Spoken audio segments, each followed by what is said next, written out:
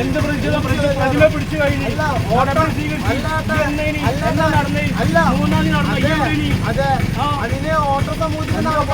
നാണക്കേടണ്ട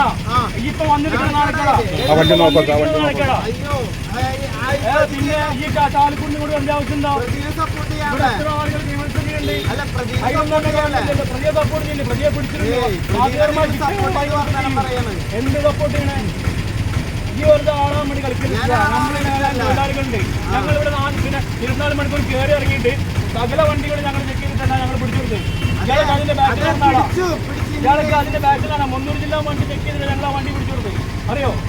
ഞങ്ങളെല്ലാം പിടിച്ചു കൊടുത്ത വണ്ടി അല്ലാതെ പോലീസിനെ കണ്ടിട്ട് ഞാൻ നമ്പർ ക്ലിയർ ആയിട്ട് ഞങ്ങൾ ചെക്ക് ചെയ്ത് കണ്ടാൽ ഞങ്ങൾ ആ വണ്ടി പിടിച്ചു കൊടുത്തത് ആ വണ്ടി ഇപ്പോൾ ഉള്ളിലുണ്ട് ഇതിന്റെ ഈ വന്നിട്ട് ആളാവണേ പിന്നെ നല്ല രൂപത്തിൽ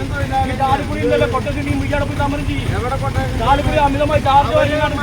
ആളുകളെ പൊട്ടിക്കുന്നില്ലേ മാല പൊട്ടിക്കുന്ന ക്രിമിനൽസ് അല്ല ക്രിമിനൽസ് അല്ലേ മാല പൊട്ടിക്കുകയാണെങ്കിൽ